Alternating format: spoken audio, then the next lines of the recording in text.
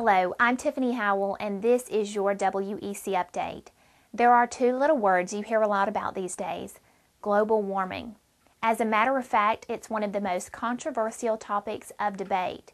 And an even bigger topic now is how these two little words may have a huge impact on your power bill. A climate bill sponsored by Representatives Henry Waxman of California and Ed Markey of Massachusetts, both Democrats, features a cap-and-trade plan, and if in the end Congress passes this, the plan is designed to reduce greenhouse gas emissions, specifically carbon dioxide, by 83% by the year 2050. But their plan for reducing those emissions is going to be very costly, requiring utilities such as PowerSouth Energy to purchase emission allowances should they exceed their caps, and in turn, if that happens, you can expect a huge increase on your power bill. The carbon cap and trade that we hear about, that's been talked about in regulations, basically results in a tax on consumers to raise their cost of power, to attribute a cost for carbon dioxide to that electricity. And that's really done mostly in the South and the Midwest. It's where most of the fossil fuels are used for electricity, so it will be a disproportionate tax on them. To help you understand more, let's break it down to the basics.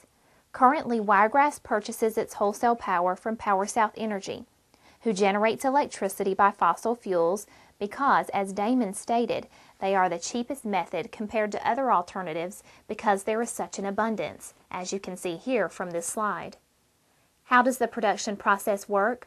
Well, to produce our electricity, PowerSouth starts with coal, which is then converted to thermal energy, which is steam. That steam is then used to rotate turbines, and in turn, those turbines produce our electrical energy. Now, let's get down to the cap and trade part.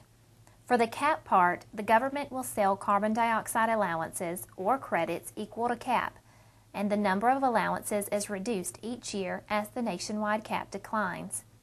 As for the trade part, when a utility purchases the allowances from the government and then reduces its carbon dioxide emissions, but still has allowances left over, it can then sell them to other utilities that must purchase them to emit carbon dioxide. The government can also auction allowances to speculators, who can then sell them for a profit. And as mentioned before, the members will have to pay. That's much like a tax, right? As a matter of fact, a lot of people are calling this the cap and tax versus the cap and trade. The member will get their bill, make payment to their co-op, who in turn will have to pay the government for the emission allowances, and the cycle repeats itself. The state already regulates PowerSouth Energy and its generation, and if given a grade right now on the amount of emissions, it would receive an A+. We meet or exceed all the environmental standards that we fall under right now. We're regulated fairly strongly by the state of Alabama, the Alabama Department of Environmental Management, and they do a good job. And we have various criteria of how we can operate and what we can release in the environment. And we meet or exceed those goals right now, and we will continue to do that. And if they have a carbon restriction, we'll follow that. The point is there's a cost to that, and that cost, because we're a nonprofit company, has to flow down to the people paying the bill at the end of the line. Here's a breakdown of that cost. The average usage for Wiregrass members is 1,200 kilowatt hours, and that average monthly bill is $160.26. Add the carbon tax of $50 per ton, and that monthly bill goes to $215.43. Increase that to $100 per ton, and it's $270.60. That's a difference of $110.34 per month. If your average usage is 2,000 kilowatt hours, then you could be paying nearly $450 a month. So what do our elected officials have to say in response to this bill? Neither Senator Shelby nor Congressman Bright said they supported this bill, and if it should pass, it would be bad news. You just run your rate bills up here, more than likely. I wouldn't support that. It's going to be one of the biggest tax increases you've ever seen. That's what he wants. He says that's the way to deal with the environment. What they're really after is in revenue.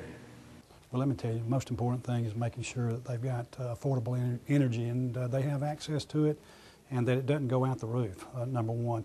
Anything that will cause that to escalate out of reach of the average family here in the Wiregrass area, I will never support. As the congressman for the district, as the representative for Washington, D.C., I want to protect the average rate user here in the Wiregrass area, and will not support any legislation which will conflict with that position. Why not use renewable energy sources, such as wind or solar, instead of coal? Well, it's just not feasible, especially for our area. Number one, the technology today for these alternatives is just not competitive. It's too expensive. As you can see from this map, those who could benefit the most from wind power are the mid to midwestern states. Our general light air breezes don't even put us on the map, therefore making us insufficient when it comes to wind power. Now, take a look at this map. Our area also has insufficient direct sunlight to support solar. Those who would benefit the most are in the mid to southwestern states. So why can't we just take all the carbon dioxide that's being emitted into the air and just store it underground? Well, we can, just not yet. It's called capture and sequestration, and according to PowerSouth, the technology for this isn't expected to be commercially deployable on a large scale until around the year 2025. It's also going to take expensive research and development. We're talking $1.4 billion per year through 2030. But don't think your electric cooperative isn't voicing its opinion on cap and trade. Management, along with its state and national offices, are fighting in Montgomery and Washington, D.C. for the co-ops with you in mind. And so our job is to make sure that our members of our Senate and House in Washington understand how these proposals are going to impact our ability to deliver cost-effective electricity to our members. But the fight doesn't stop there. You can help too. It's called the Our Energy, Our Future campaign, and it allows you to write directly to your elected officials about your energy concerns. Just visit our website at www.wiregrass.coop. The link's right there on our homepage. So far, more than 330,000 consumers have used this campaign to have their voices heard. That concludes this segment of your WEC Update. I'm Tiffany Howell. We'll see you next time.